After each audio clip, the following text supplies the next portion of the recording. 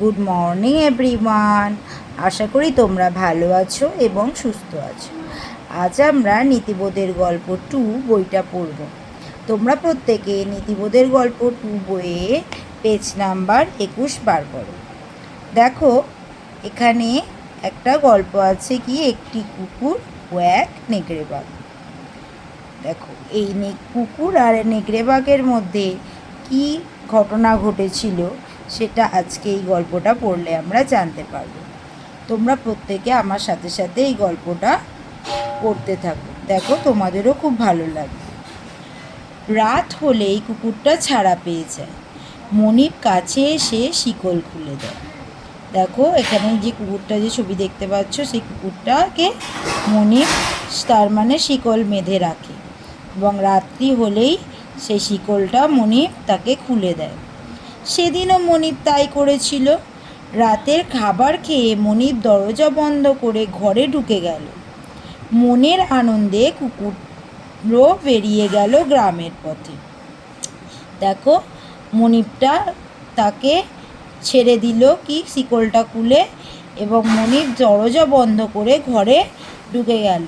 আর সেই কুকুরটা রাতে বাড়ি পাহারা দেবে বলে সে কিন্তু গ্রামের পথে বেরিয়ে পড়ল। সেদিন রাতে বন ছেড়ে একটা নেকড়ে গ্রামে ঢুকেছিল। সেদিন রাতেই একটা নেকড়ে বাঘ সে যে বনে থাকতো আগে, সে গ্রামে ঢুকেছিল। কেন সে গ্রামে ঢুকেছিল সেটা এই গল্পটা পড়লে আমরা জানতে পারব। বনের মধ্যে খাদ্যের বড় অভাব দেখা দিয়েছে। কদিন ধরে কিছুই খাওয়া হচ্ছে না তার।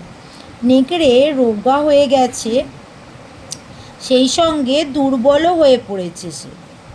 দেখো, বলছে কেন সে তাহলে বনের মধ্যে থেকে আজ গ্রামে এসে পড়েছে। সে খুব দুর্বল হয়ে গেছে, সে বনের মধ্যে কিচ্ছু খাবার পাচ্ছে না। তাই সে বন ছেড়ে গ্রামের মধ্যে এসেছে কিছু খাবারের সন্ধানে। গ্রামের মধ্যে ঘোরাফেরা করার সময় ওই পোষা কুকুরটার সঙ্গে তার দেখা হয়ে গেল। দেখো, গ্রামের চারপাশ দিয়ে যখন রাস্তা দিয়ে যখন ঘুরছিল, সে তখন ওই কুকুরটার দেখা পেল। কুকুরটার প্রচণ্ড সাহস ছিল, ভয় পেল না সে একটুও।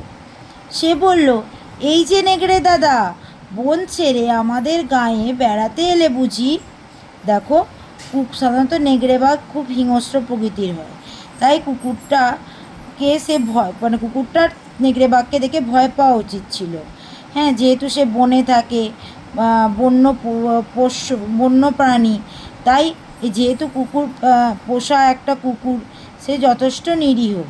হ্যাঁ, সে কিন্তু নেকড়ে বাঘের সঙ্গে প্রথমেই কিন্তু বন্ধু আলাপ করতে গেল।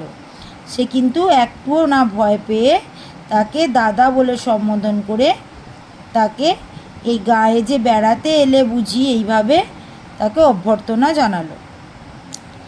এমনি আসেনি, খিদের জ্বালায় এসেছি। বনে খাদ্যের খুবই অভাব পড়েছে, কাল থেকে খাওয়া হয়নি। আমায় কিছু খাবার দিতে পারো?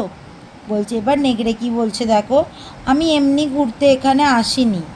হ্যাঁ, এখানে খুবই আমার খিদে পেয়েছে এবং বনে খাদ্যের যেহেতু অভাব, তাই এই গ্রামে যদি কিছু খাবারের সন্ধান মেলে, তাই আমি এই গ্রামে প্রবেশ করেছি।